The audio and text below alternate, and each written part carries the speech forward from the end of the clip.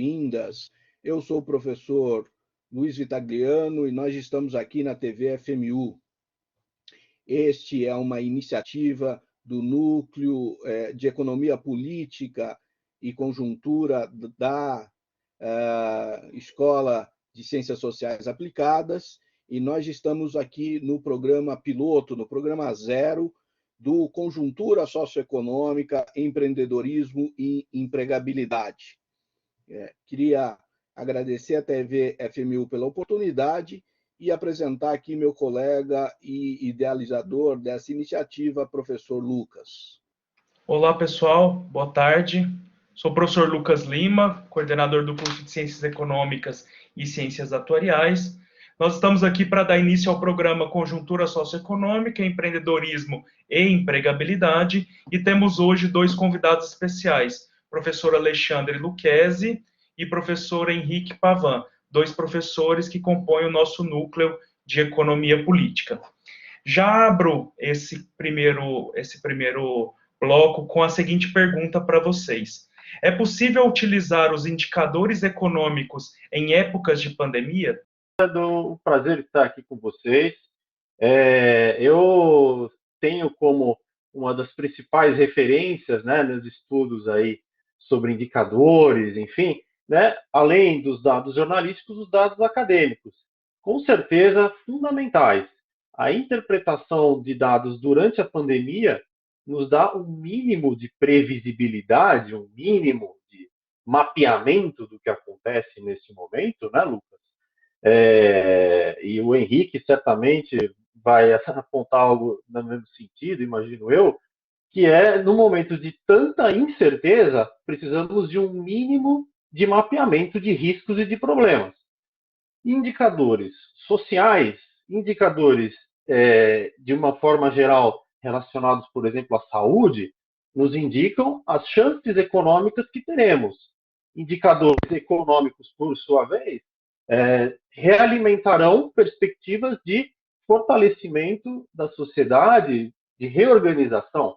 Então, na minha opinião, são fundamentais sim.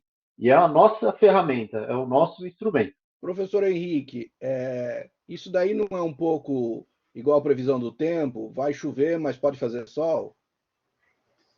Bom, primeiro, boa tarde a todos. Obrigado pelo convite. É um prazer estar aqui. Bom, os indicadores, eles estão aí para serem interpretados, vai depender da interpretação que se dá. E aí, realmente, você tem N visões sobre a economia, né? Você tem tentativas de previsão que muitas vezes não são realizadas, e algumas que são realizadas são, na verdade, feitas por grupos que têm uma certa influência no mercado e acabam fazendo com que aquela previsão aconteça, né? Então, se o mercado financeiro está prevendo uma taxa Selic a 6% no fim do ano, né, mas quem são essas pessoas? São gente que que tem um poder de influência, né, para colocar essa taxa, para que o Banco Central determine essa taxa lá, né? Então, acaba acontecendo isso também. Mas não tem jeito, a previsão econômica realmente ela tem os seus truques, ela não é fácil, né, em determinados indicadores. Mas no caso da pandemia, talvez até mais importante, né? Continuando aí o que o professor Alexandre falou e concordando com ele, é até mais importante num cenário como esse, no cenário de calamidade social, econômica, utilizarmos os indicadores econômicos. Eles são um instrumento muito valioso para nós. Professores, uma pergunta que provavelmente interessa aos nossos alunos e aos nossos colaboradores é como é que como é que estão as projeções de emprego e de renda nesse momento da pandemia? Professor Alexandre e depois professor Henrique. Perfeito, professor. As projeções para este ano aqui, né, tomando aqui como base, eu vou trazer uma das mais recentes e mais gerais, né, que é do Fundo Monetário Internacional, certo? Do FMI. Ele revisou aí, né, previsões positivamente para o mundo neste ano de 2021 e estava em 5,5%, né? No dado original foi para 6%. O Brasil tinha uma projeção de 3,6%, foi para 3,7%. Né? Muito embora economistas aqui no Brasil, pelo relatório do Focus, que é ouvido pelo Banco Central, né? O Banco Central consulta empresários, estava aparecendo uma previsão de 3,17%. Tá? Os dados são esses, de uma retomada mais para o segundo semestre, sendo que o primeiro ainda estamos sofrendo consequências de fechamento de atividades presenciais, principalmente de comércio, né? E essa revisão para cima animou, né, de uma certa maneira, mais para o fim do ano, mas no Brasil nós temos dados preocupantes com relação à inflação. Né? Tem um dado aí previsto de 4,5% do IPCA desse ano, e o outro dado preocupante é o desemprego. O desemprego subindo para 14,5% nessa projeção do FMI. Tá? Então é o seguinte, está difícil, está ruim, está complicado, mas o Brasil tem uma retomada prevista. O Brasil tem, em suma, né, atividade econômica para ser retomada. O problema é como que vai ser conduzido isso, né? Mas os dados estão assim. Henrique, se quiser aí adicionar algum outro, fique à vontade. Professor Henrique, e já emendando aí para estimular essa questão, qual é o impacto, né, do emprego e da renda especificamente para os jovens hoje, para essa geração que está se formando ou está em vistas de se formar? Bom, não é muito promissor, né, por conta da pandemia, e não é só a pandemia escancara um problema estrutural da economia brasileira, que ela já não vinha crescendo, ela vem se desindustrializando, ela vem perdendo densidade produtiva, tecnológica. Então você tem 6, 7 anos em que a renda per capita diminuiu, né, e a pandemia agravou ainda mais a situação, né? Então fica bastante difícil traçar um cenário, pelo menos nos próximos anos, que seja alentador. É claro que, como o Alexandre falou, né, depois de um semestre ainda muito ruim, né, em que a pandemia ainda assola o país, nós vamos ter algum efeito estatístico de crescimento no segundo semestre, o que vai colocar ali o nosso PIB ali por volta dos 3% no fim do ano.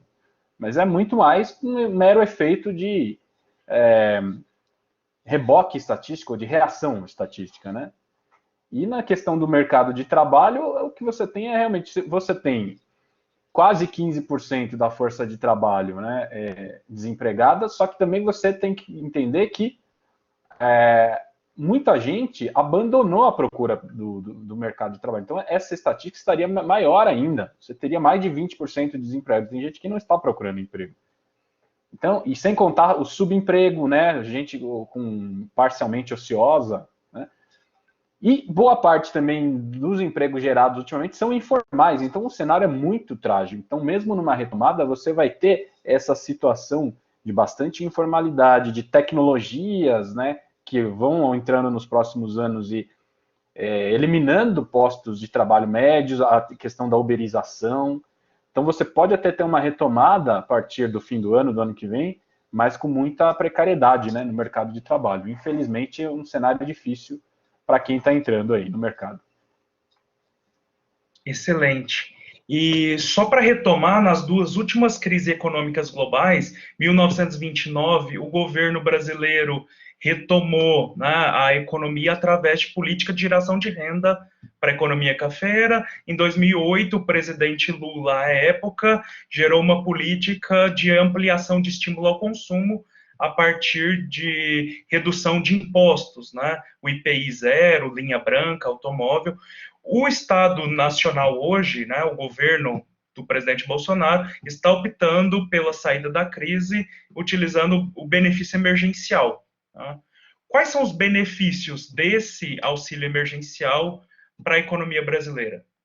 Certo. Veja, Lucas, esse benefício foi relutante, né? Foi discutido a exaustão aí, foi oferecido, foi concedido, né, no ano passado, depois foi retirado no começo desse ano, imaginando que já estaríamos encaminhados, já estaríamos retomando a atividade sem ele. Com o recrudescimento da pandemia, novos fechamentos, novas restrições, se discute outra vez o benefício e ele inclusive, às pressas, né, num valor até menor, mas ele é oferecido justamente, e aí a gente diz, né, o benefício do benefício é justamente esse. Consumo, ele gera demanda imediatamente. Dinheiro na mão da população para gastar, né? Poder de compra. Então, só que, seguindo a linha que o Henrique apresentou aí, que tipo de retomada é essa? Muito precarizada, na minha opinião. Você gasta, pronto, acabou, consumiu, não tem uma demanda sustentada ao longo do tempo, né? Minha opinião, de acordo com o que a gente segue aí no nosso núcleo de pesquisa, de entender grandes movimentos da economia brasileira ao longo do tempo, projetos de desenvolvimento, né? Indústria, que como é que é o papel da indústria aí? Como é que entra a indústria na formação de capital ao longo do tempo, na formação de estruturas perenes, né, no Brasil? Então, assim, o benefício ele vem para cobrir o problema do fechamento do comércio. Você está impedindo as pessoas de trabalhar por próprio bem delas, porque senão elas se contaminam, todo mundo fica doente, e não tem opção, não tem saída. Fecha-se o comércio, mas as pessoas precisam continuar consumindo, se alimentando, né? E os empregos gerados tornam-se serviços prestados. Veja, olha só a discussão que a gente está fazendo, né? Estrutural também, de como é que está organizado a economia brasileira. Professor Henrique, deixa eu provocar aqui, porque o professor Lucchesi já entrou um pouco na ideia de retomada. A retomada vai ser em V, vai ser em E. Eu não sou economista, então eu posso falar. Vai ser em W? Como é que vai ser essa retomada aí? Vocês gostam de pôr uma letra na retomada para desenhar o gráfico? Então, nos auxilia aí em relação a essa retomada. Pois é, essa retomada tá parecendo mais com um L ou um U do que um V, né? Bom, depende da abordagem, né, do horizonte. Se você pegar trimestre a trimestre, já foi um W aí. Tem tudo para ser um W, porque despencou no primeiro semestre do ano passado, teve um alívio por conta, em grande medida, do auxílio emergencial, né, que, como a Alexandre falou, uma injeção de R$600 nas famílias mais pobres, 60 e poucos milhões de brasileiros, dá uma injeção de consumo, quer dizer, e o PIB que estava previsto no início para menos 8%, menos 9%, no fim acabou como menos 4%, né, em 2020, que aliviou muito a queda do PIB, esse auxílio emergencial, né? Só que agora você tem de novo um mergulho, né? Então teve uma subida, tem um mergulho de novo, então tá com cara de W mesmo, né? Então essa é a situação, né? Só para enfatizar que realmente o auxílio emergencial é importante, ele não é realmente, como o Alexandre falou, não dá conta das mazelas estruturais, mas com a política macro e social também de curto prazo, né? Ela é importante pelo efeito multiplicador, né? Muita gente consome e aí esse dinheiro circula na economia e garante a renda do comerciante também. Então é bastante importante, é uma pena que ele não foi renovado, né? E está esse impasse aí até agora no Congresso e um valor bem menor, né? Muito bem, muito obrigado. Eu acho que aqui vai faltar letra para a gente entender um pouco qual é o estilo de retomada da economia, né? O nosso alfabeto, talvez a gente precise aí do alfabeto grego, do alfabeto persa, para ver, o chinês, né, que tem aquelas letras todas estranhas, para a gente ver a trajetória da economia. Mas muito interessante esse debate. Eu vou fazer a última pergunta aqui, mas antes dela, bem lembrado aí pelos professores, uberização não é empreendedorismo, né? Isso até é um tema que a gente pode trazer aqui. Muito cuidado com isso, e os empregos aí estão partindo para um processo de precarização através desse método uberizado, que foi inovado pelo Uber. O Uber inova, o Uber é uma startup, um empreendedorismo, mas quem trabalha com Uber não necessariamente é um empreendedor. A última pergunta é aquela que o sociólogo adora fazer para economista. E aí, quem se saiu melhor nessa crise? O Estado ou o mercado? Quem ganhou? Né? Ou quem teve um desempenho menos pior? Né? Porque não dá para falar de melhor. Menos pior, né? O Estado ou o mercado?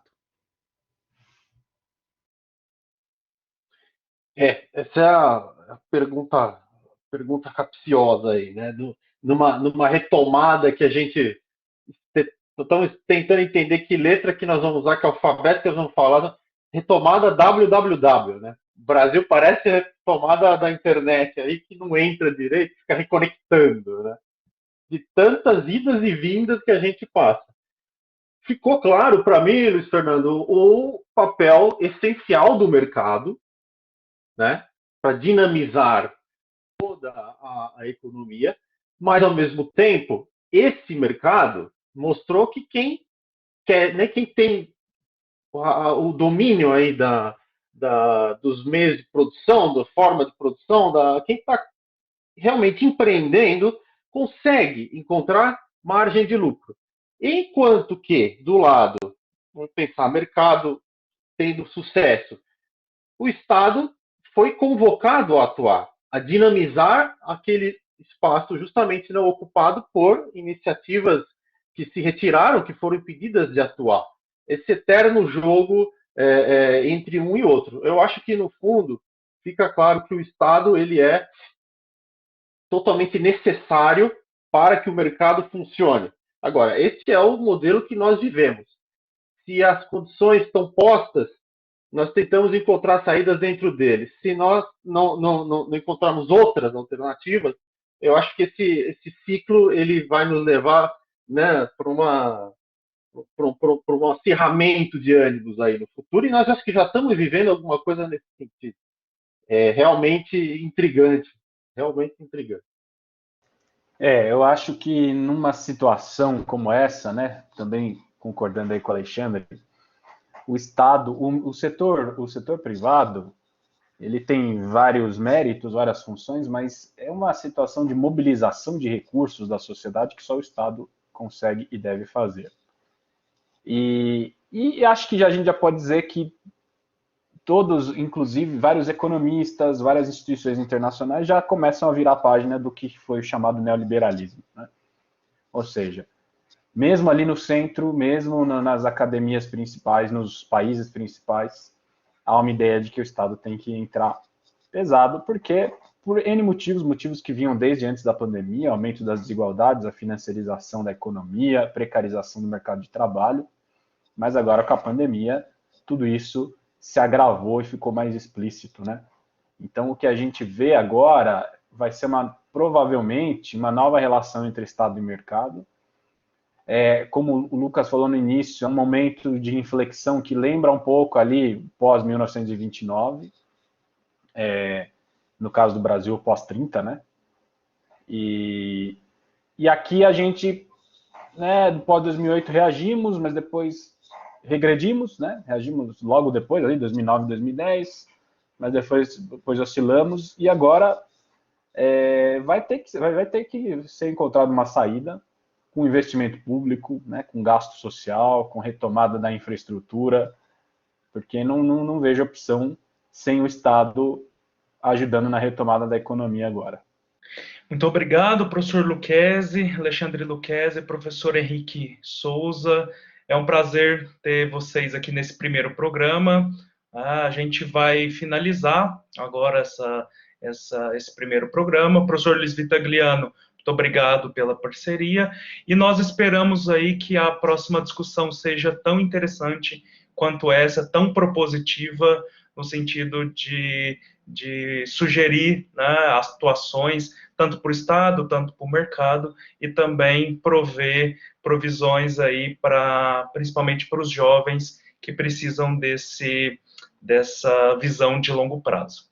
Então, muito obrigado a todos que participaram, muito obrigado aos nossos ouvintes e até a próxima.